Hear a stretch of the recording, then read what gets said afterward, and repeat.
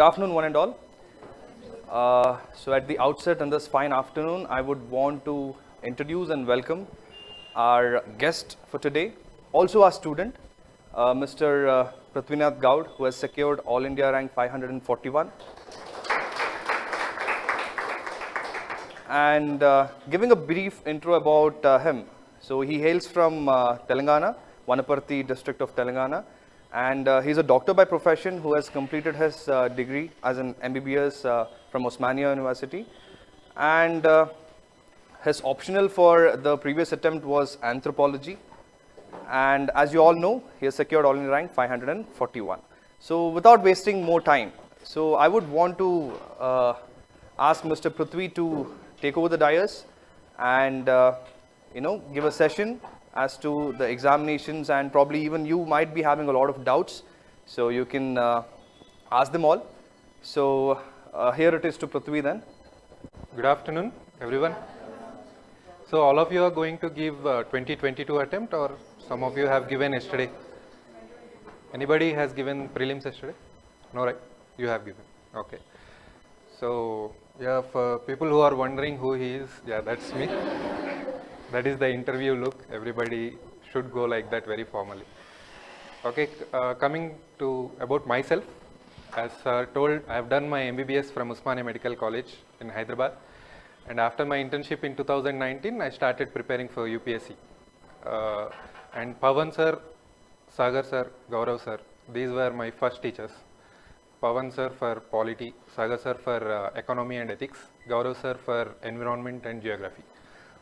Okay, and today I am here to thank them, and this is like an additional thing. So what shall we call this? Like, it cannot be called a toppers interview. Okay, 541 is a big number. Toppers. So okay, we can call it as a ranker's talk. Okay.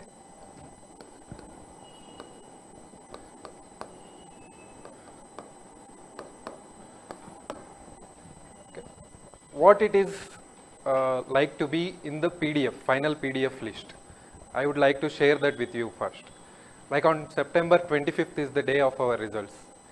I was honestly not expecting my name in the list, given my level of preparation and the ups and downs in my preparation. I would like to thank the COVID pandemic very much for this. It helped me a lot. And my friends in mains preparation, who has selflessly given their notes for me. So with all this, I was able to make it into the final list. So immediately after 1 hour, you share the news with your family, your friends, and everything goes good like other achievements in your graduation. But after 1-2 hours, you will receive calls from someone in your district whom you doesn't know. And that guy has put your picture as a DP, his WhatsApp profile picture. So 541 rank made that impact in a district like Vanaparthi in Telangana, because it is a big thing for them. They see it as a big achievement. They see it as an inspiration. So having your name in the list is not only for yourself. You are going to inspire a lot of people. People who are around you and people whom you doesn't know too. So it is a big thing to achieve. So coming to why UPSC.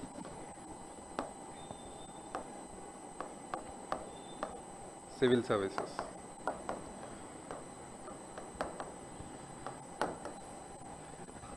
So I believe each one of you have the clarity why you are here. Anybody would like to share why you started preparing for UPSC? Anybody? It's okay. It can be any reason. Yeah, please.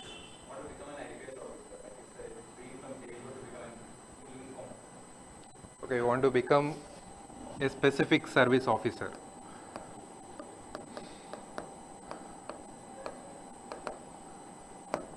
Anything else? Any other reasons?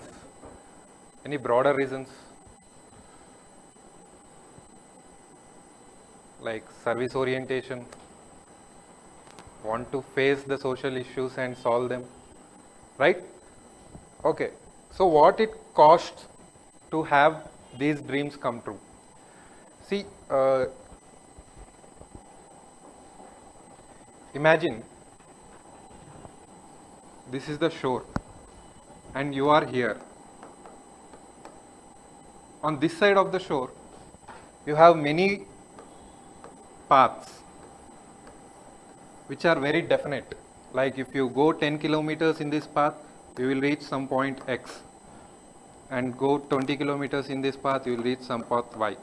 For example, you are a BTech graduate. Do MTech, you will get a nice job. Or going to some MNC, on progression, you will be in a good position in 10 years. On the other side, there is an ocean. And beyond the horizon means you cannot see it. Beyond the horizon, there is a small island. On that island, there is a peak. On that peak, there is a treasure. When you want to set out on the voyage to get this treasure, on the land you have definite paths. You could have gone there, but you choose to come this way, and there are infinite number of directions possible. Coaching X says follow this material, you will achieve the treasure. Topper Y says follow my strategy, you can achieve this treasure. But when you set out for the journey, you don't have any indications there if you are not guided properly. But there are some pole stars which are always there, and if you follow these stars, I can ensure you that you can at least come to a point where you can visualize this treasure. And beyond that treasure, it is your personal innovation, you can call it luck or some other thing. But at least you should follow these stars. So what are these stars? Syllabus, previous year papers. Why? Because you are going out on a voyage and you don't know where it ends. So first understand where you want to go. At least you have not seen it on your own, but somebody has already seen it. And the peak itself says, to come to me, you need to know these. So syllabus and previous year questions are your friends. Go through the syllabus every day. Go through the previous year questions after you read any topic. So it is like this. Like there are n number of materials in the market, in the internet, in the institutes, but all that is not required when you sit in the mains examination hall. You have to write a 10-marker question with relevant points substantiating your arguments. So for that, limited preparation with limited notes, which you can revise just before the exam and assimilate, and with the help of which you can adequately debate and discuss with your friends. That is what should be your target while preparing. So after analyzing this syllabus and previous year questions, start implementing. By implementing, I mean your test series, daily answer writing, this kind of stuff, discussing with friends, exchanging your knowledge, this kind of stuff. So for this, see, I forgot to give a disclaimer that whatever I say now is not coming out of my head alone. These things I have received from many other mentors, toppers, YouTube videos, etc. during my preparation, and some of the things I have realized after giving my interview. I could have done these things better so that my marks would have been much better than this, and it would have helped me to get into IAS. So listen with that caution. Okay. So I would suggest you to follow smart work. Combined with hard work.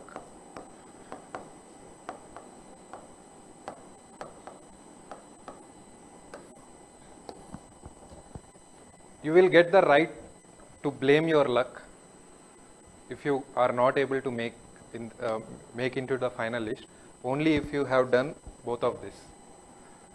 It is easy to say UPSC is unpredictable. We need to have luck to clear the prelims. We need to have good marks, luck to have good marks in the interview. But you can have the right to say that only if you have done each and everything of this. So what is this smart work? Scheduled preparation.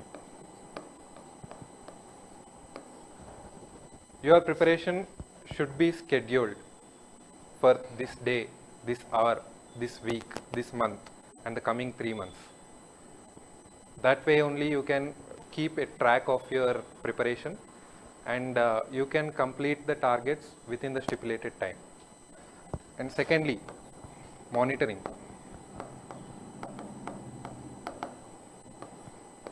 So when you have a schedule, you also need to monitor whether you are following that schedule or not, and whether the schedule is working out for you or not, whether in the coming future the schedule is enough, or should I increase the speed or decrease the speed. All these questions you should put to yourself, and you should modify the schedule accordingly for yourself. And further monitoring, you need good mentors, good peer group,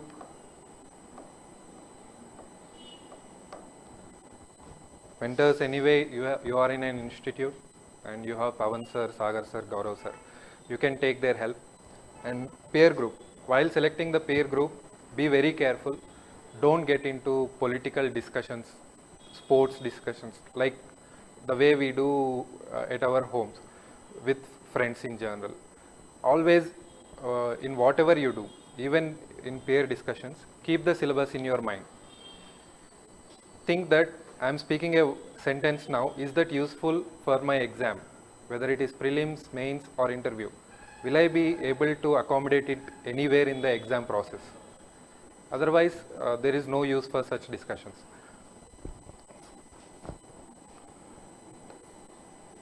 Appropriate.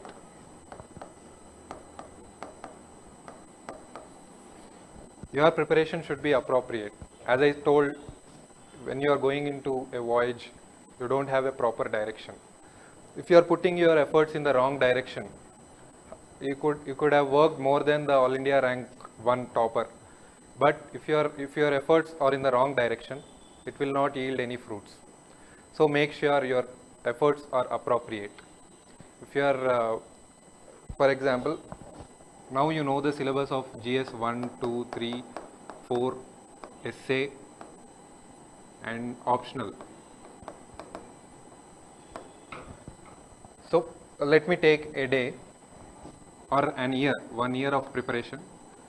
This is the set timeline by a candidate X, and in 1 year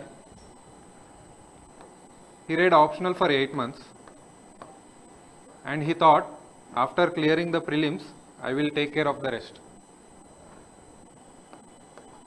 And candidate B, another candidate, he divided his time accordingly, knowing that in GS 1, 2, 3 the marks will be average for all the candidates in the list, 85 to 110, and in GS 4 sometimes it gets inflated, and it is where we can make some difference among all the papers, some 110 to 130 or 140. And in essay, if you perform really well, you will get marks on par with the toppers, 140 to 160. And optional, it comprises of 2 papers, as you know, total 500 marks. So let me give you a comparison. Some topper this year and me, 541. My optional marks are 224 and the topper's marks are 320. And the total score of the topper is 1050 and mine is 913. Do you think optional is important? Right? In no other paper you can bring that difference, only in optional. And there is one more thing, interview, where you can bring around 30 to 40 marks difference. But this is not completely in your hands, but this is completely in your hands.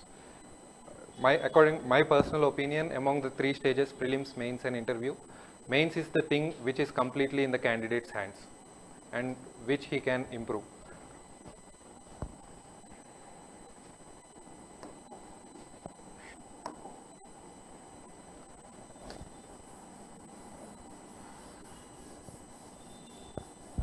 So this candidate B, knowing this uh, weightage of different subject, has allotted his time also accordingly.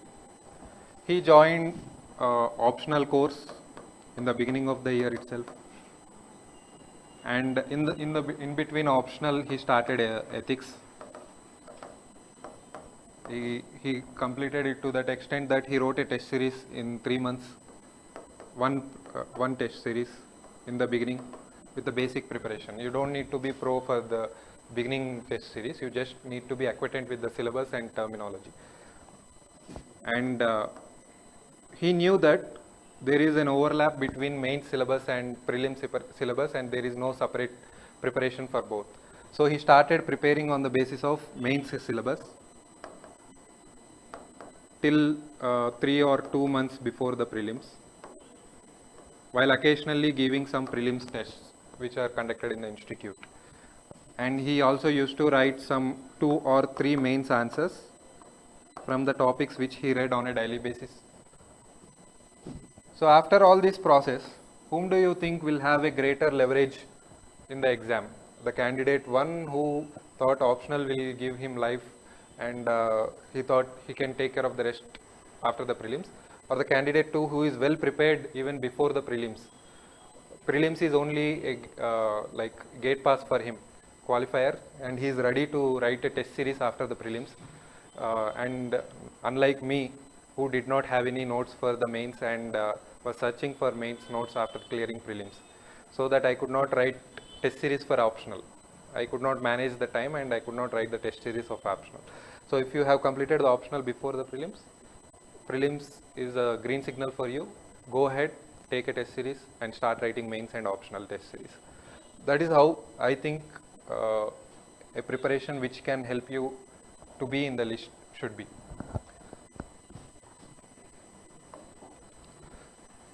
And anything I missed out in the process, or you felt is not very practical? Okay, on a personal side, what helped me in mains is daily answer writing. At least 3 answers per day in a stipulated time. Like take a time gap of 30 minutes, keep your questions ready, and write whatever you know in that 30 minutes. And it becomes a habit. Like anyway, on the day of mains examination, you are going to face an alien question, at least 1 or 2 out of the 20 questions. And I promise you, if you are doing this exercise every day, you are going to attempt that question too. You will write something or the other, and that will give 2 or 3 marks, and that will put you in the list. It is about crossing the cutoff, that's it, to get into the list, be it prelims or mains. As I told you, we will have the right to blame the luck only if we have done all that is necessary, and all these successful candidates, toppers, are telling that they have done. It could be true or false, but yes, an extra effort will always be good. And also remember, when you follow strategies given by toppers, or some of the tips now, some of the things which I told now, remember that these are given by candidates who have scored around 45 to 51 or 52% of the total marks of UP this examination, including mains and interview. You are not preparing for these marks. You are preparing for 100%, 100% of the total marks, which are about 2000. So you need to put an extra innovative effort in that, be it in the kind of presentation you are doing in the answer writing, or be it in the way you are analyzing the current affairs, anything. So anything else which I should talk about? Current affairs.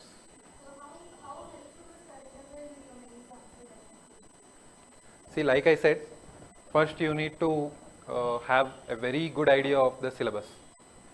what is important and what is not. When you take a newspaper, you read an article. For example, can anyone give a current affair today, news article? Hmm? Health card, digital health card, digital health card.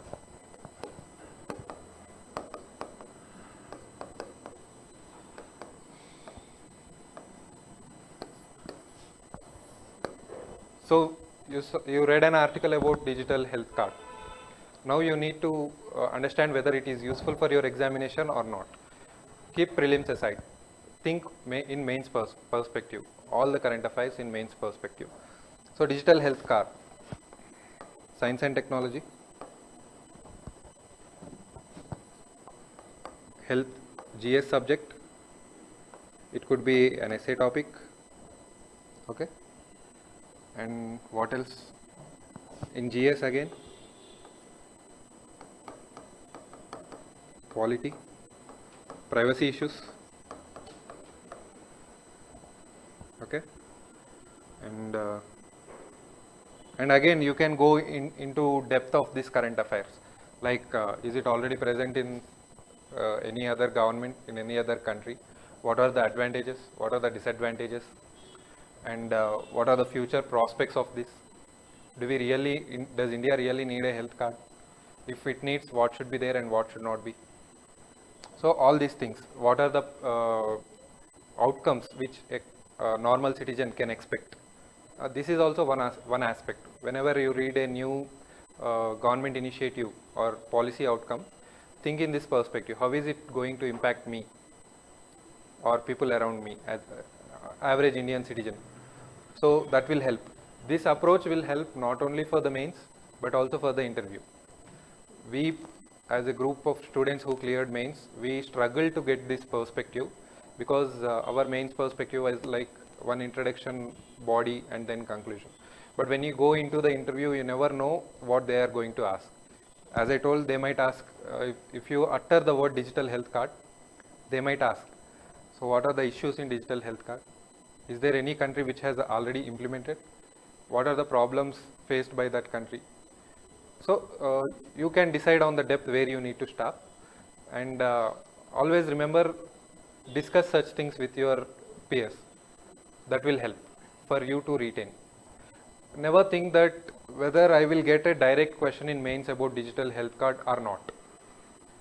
It should not be your approach.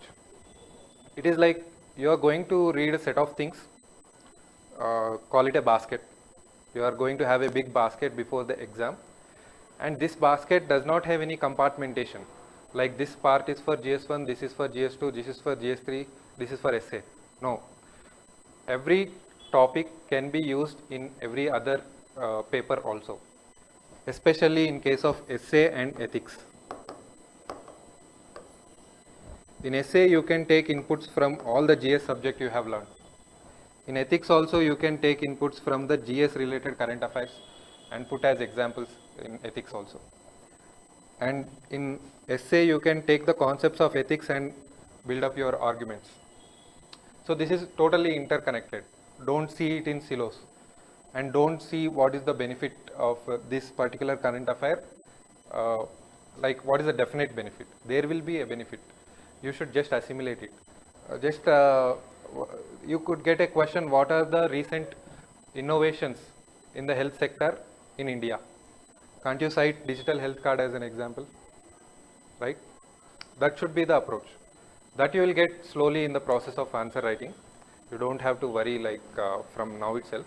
First build up the knowledge, basic knowledge required for the exam according to the syllabus.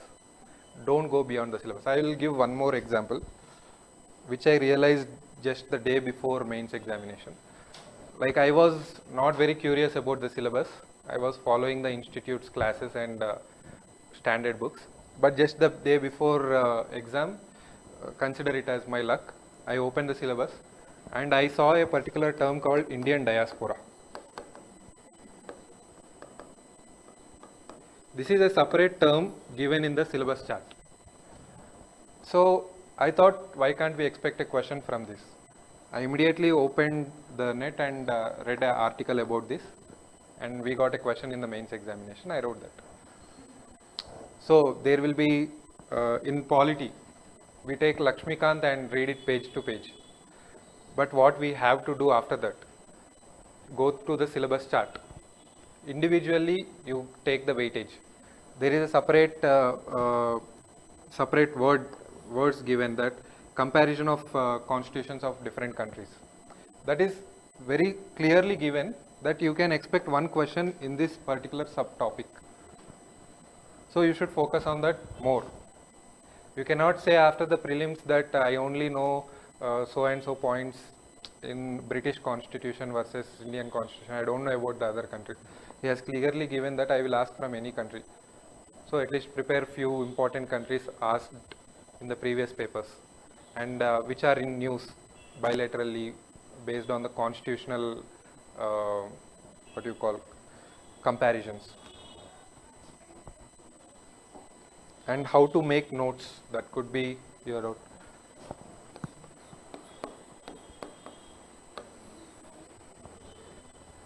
So this whatever I am telling now, I got inspired from AIR 22, I don't know the year. His name is Mandar Patki. There is a Telegram channel also. So I borrowed his notes for agriculture and other topics of GS3. So the pattern in which the notes was made is like this. Consider writing a mains answer. You need an introduction topic. You need some arguments and some points about that topic, whichever might be asked in the question. He might ask comment, he might ask discuss, he might say critically evaluate. So you need to know advantages, disadvantages, pros, cons, etc. kind of things, and conclusions. For GS3 especially, while making notes of a particular topic, for example, road infra.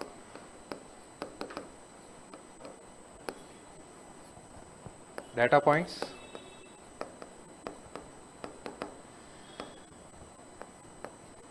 What are the challenges in India?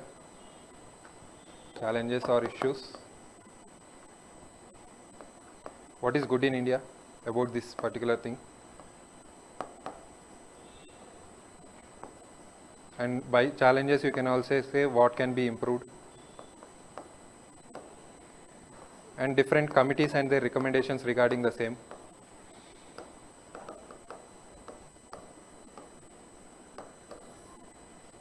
If you have these points, hardly one page for each subtopic in the syllabus chart. Data points, I mean to say statistics. What is the road network in India?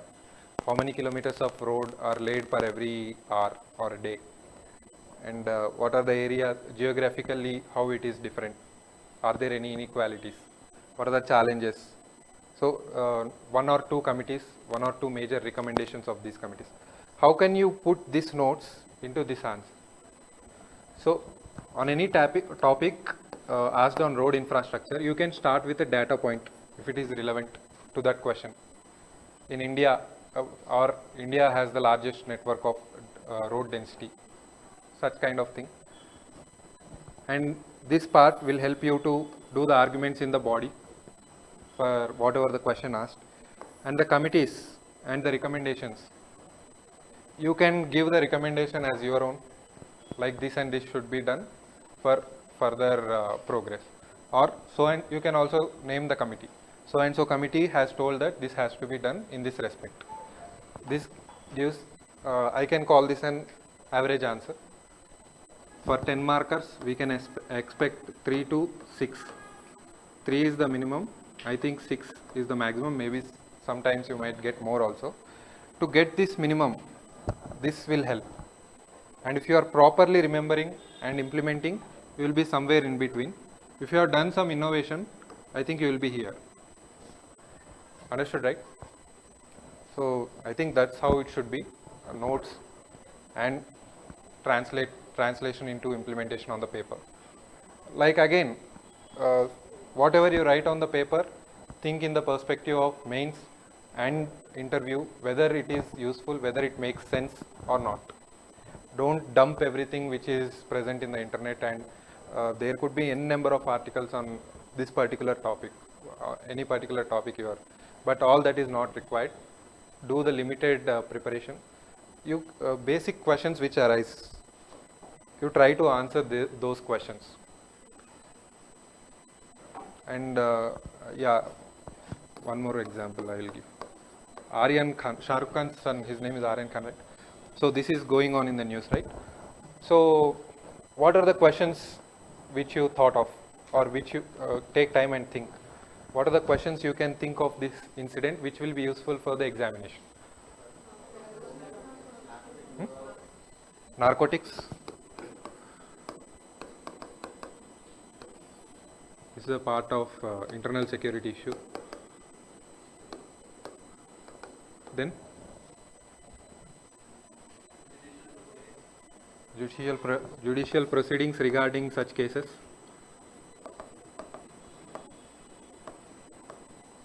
How it is done, which authority is taking care of these things, what are the powers of NCB, and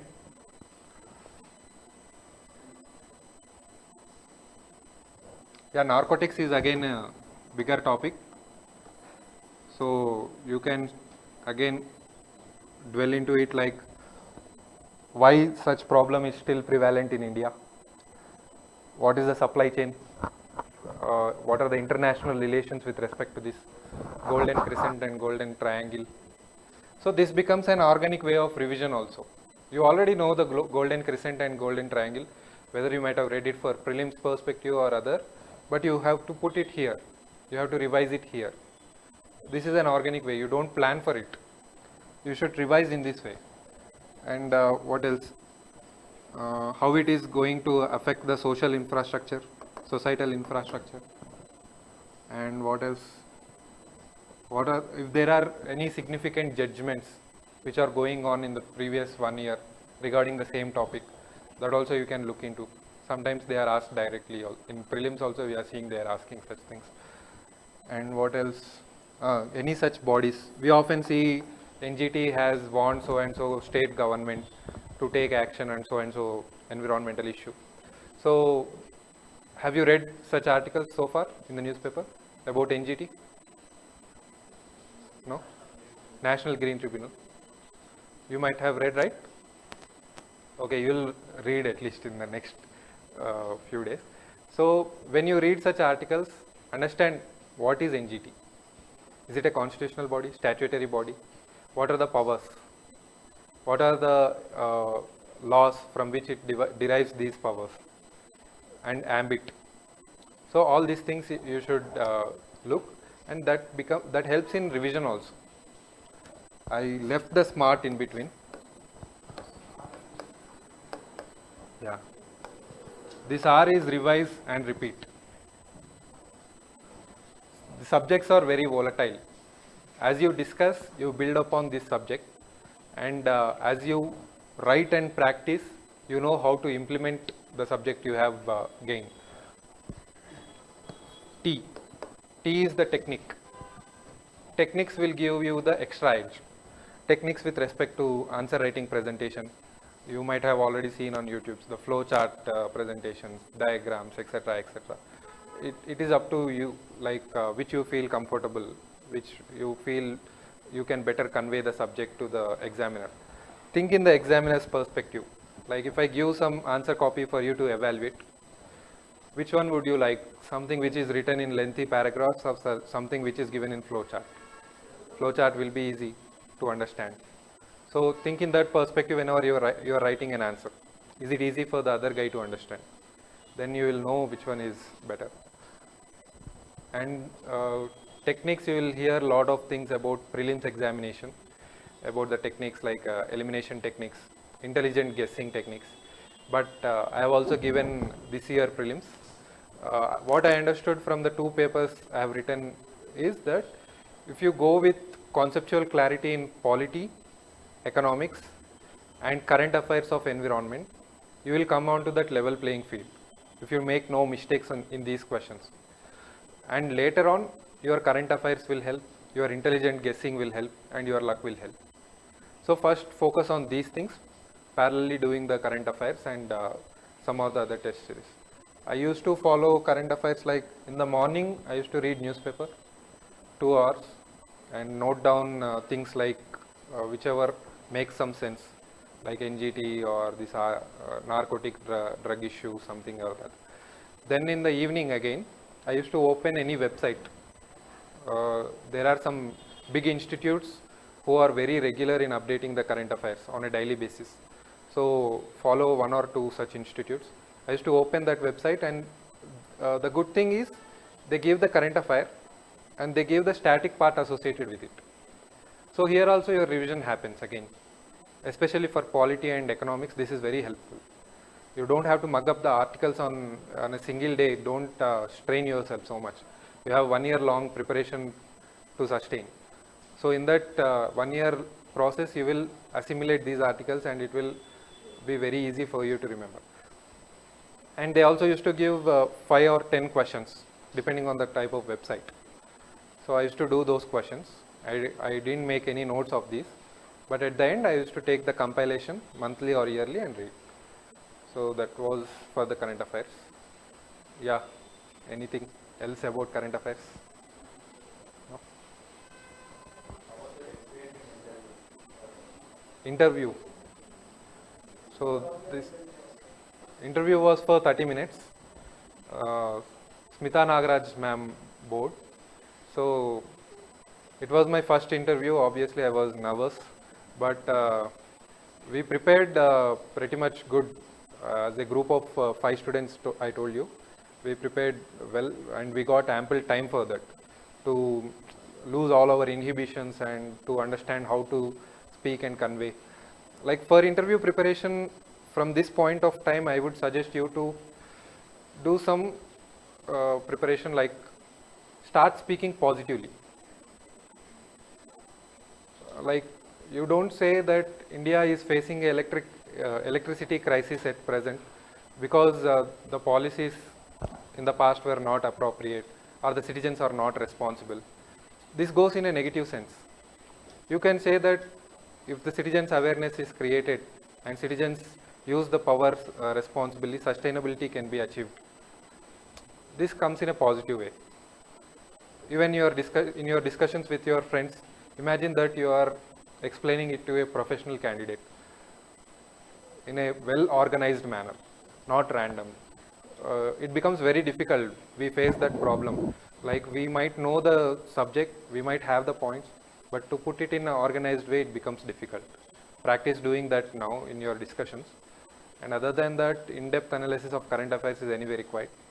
And you should have answers for yourself. Why you are coming into UPSC? Why did you leave your undergraduate or well-paying job if you are doing one, so and so, and keep a track of the news in your state and in your district if possible. What are the issues in your place, in and around you? So interview is like you cannot expect whether it goes on a particular line or not, but there are some minimum things which we need to do, which you will know after the mains examination. You don't have to stress much about it. Mains is something which is in your hands, all that is I can say. And within that also appropriate preparation with timelines and regular monitoring. That should be your motto.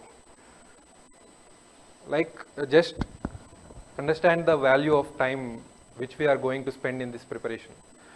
Most of us will be in the age group of 22 to 25 or 26 or more than that. So this age group is something which everybody wants to settle in their career or make foundation for settlement in their career. And you are investing such a time in very highly competitive examination like UPSC Civil Services examination.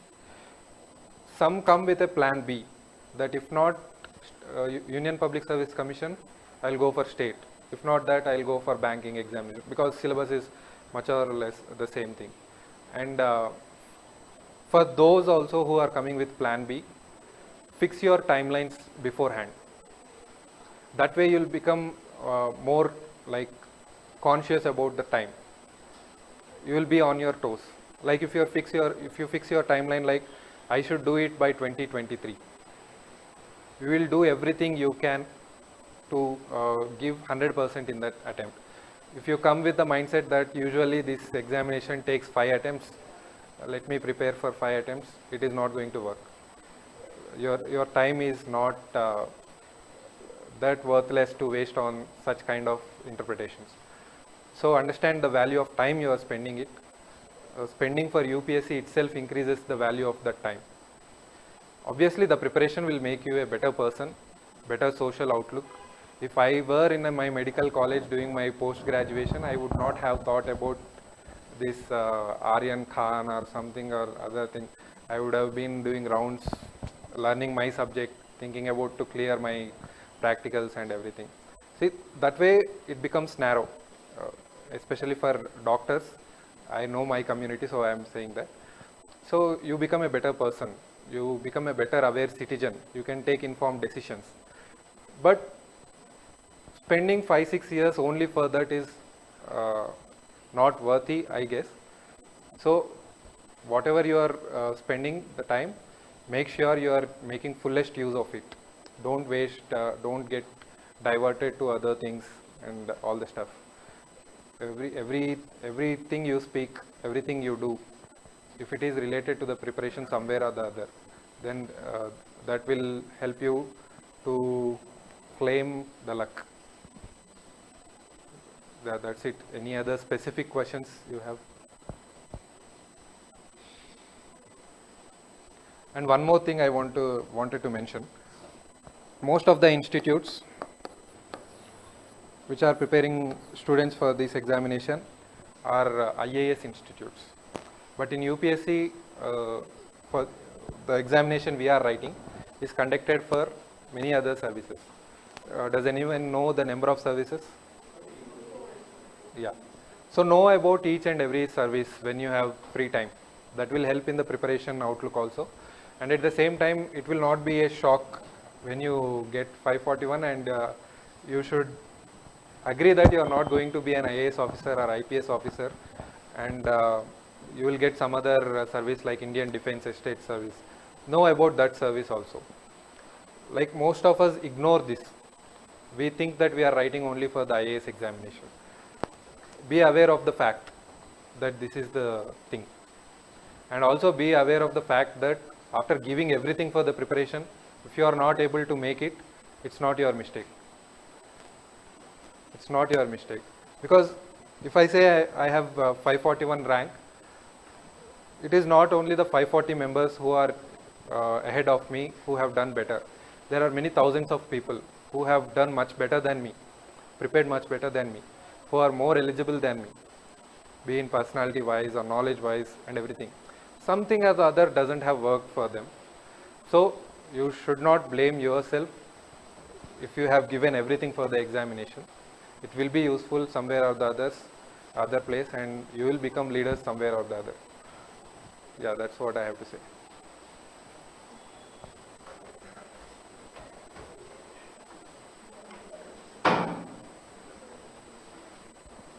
So that's all for now. I hope you guys don't have any more doubts, right? Any more doubts? So you gave prelims, sir. So are you going to clear? Did you check the key? CSAT paper, yeah. For those who are not from mathematical background and who are not well aware of this comprehension type of questions and aptitude questions, start doing the questions right now. Like 1 or 2 questions per day will help, because exam is like in June 2022. 1 or 2 questions from today will help definitely. And when you are doing the questions, start with previous year questions. Be it paper 1 or paper 2 of prelims or mains, whatever it is. There are segregated sources available already in the market, like past 24 years papers segregated according to the topics. Just read the topic, revise and go through the questions, and you can analyze like how I have to remember this topic, to what extent, and to what extent you have to make notes for the topic. That will help. That's all? Can you wind the session up? Yes, sir. Okay, fine. So on behalf of the institute and the students and everyone here, I would once again want to thank Mr. Prithvi who has come all the way from Telangana on a very short notice. Thank you, Prithvi. And we'll also wish him good luck for his future endeavors as well. Okay. So thank you one and all, and thank you. So yes.